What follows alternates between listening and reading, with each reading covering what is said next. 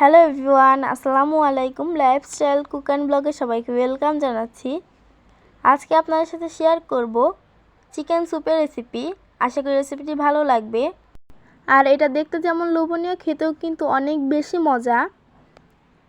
আজকে এক piece chicken আর একটি ডিম দিয়ে চিকেন স্যুপ তৈরি করব।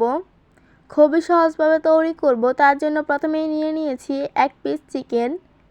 এটাকে হাড় ছাড়িয়ে মাংসগুলোকে কেটে নিতে হবে।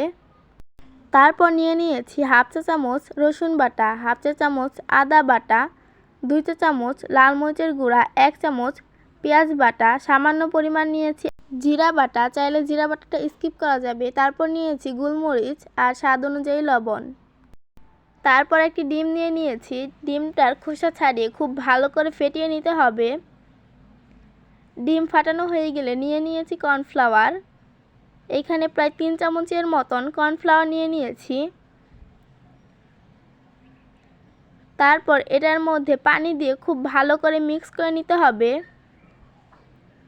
আর কর্নফ্লাওয়ার আর পানি দিয়ে কিন্তু খুব ভালো করে মিক্স করে নিয়েছি। তারপর একটি কড়াইয়ের মধ্যে দিয়ে দিয়েছি পানি।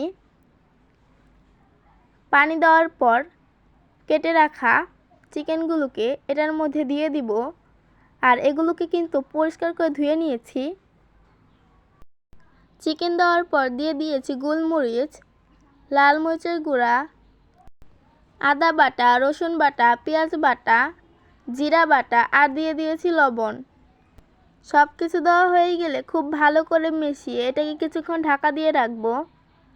ঢাকনা খুলে কয়েকবার এগুলোকে আবারও নেড়েচেড়ে নিব। আর মাংসটা যখন সিদ্ধ হয়ে যাবে তখন একটি স্ট্রেনারে করে মাংসগুলোকে একটি প্লেটের মধ্যে তুলে নিচ্ছি। আর মাংস সিদ্ধ করে রাখা পানিটা কিন্তু ফেলে দেওয়া যাবে না, ওটাতেই হবে মেন স্যুপ। তারপর মাংসগুলোকে হাত দিয়ে এরকম করে ছিঁড়ে ছিঁড়ে নিয়েছি। তারপর একটি কড়াইয়ে তেল দিয়ে দিয়েছি। তেল দেওয়ার পর দিয়ে দিয়েছি রসুন কুচি। রসুন কুচি দেওয়ার পর এটাকে খুব ভালো করে ভেজে নিয়েছি। তারপর দিয়ে দিয়েছি ছিঁড়ে রাখা মাংসগুলো দেওয়ার পর এটাকে খুব ভালো করে ভেজে নিতে হবে। তারপর দিয়ে দিয়েছি এটার মধ্যে চিকেনের পানিটা, যেটার মধ্যে চিকেন সিদ্ধ করে রেখেছিলাম। পানিটা দেওয়ার পর কয়েকবার খুব ভালো করে এটাকে মিশিয়ে নিচ্ছি। তারপর এটা যখন ফুটতে শুরু করবে তখন এটার মধ্যে দিয়ে দিয়েছি ডিম। ফেটিয়ে রাখা ডিম দেওয়ার পর খুব ভালো করে অনবরত নাড়তে হবে।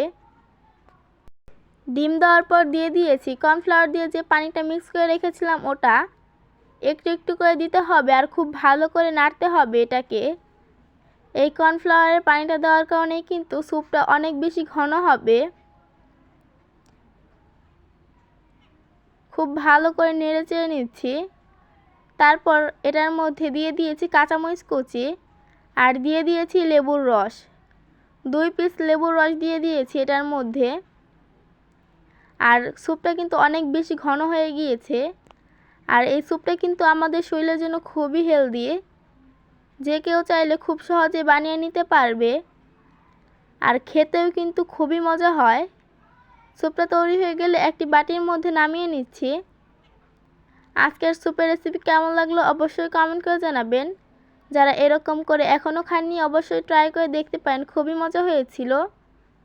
আমাদের বাসার সবাই এরকম করে খুবই পছন্দ করে। যারা এখনও ভিডিওটিতে একটি লাইক দেননি একটি লাইক দিয়ে দিবেন। যারা চ্যানেলটি সাবস্ক্রাইব করেনি প্লিজ সাবস্ক্রাইব করে দিবেন। আজকের মতো এ পর্যন্তই। আল্লাহ হাফেজ।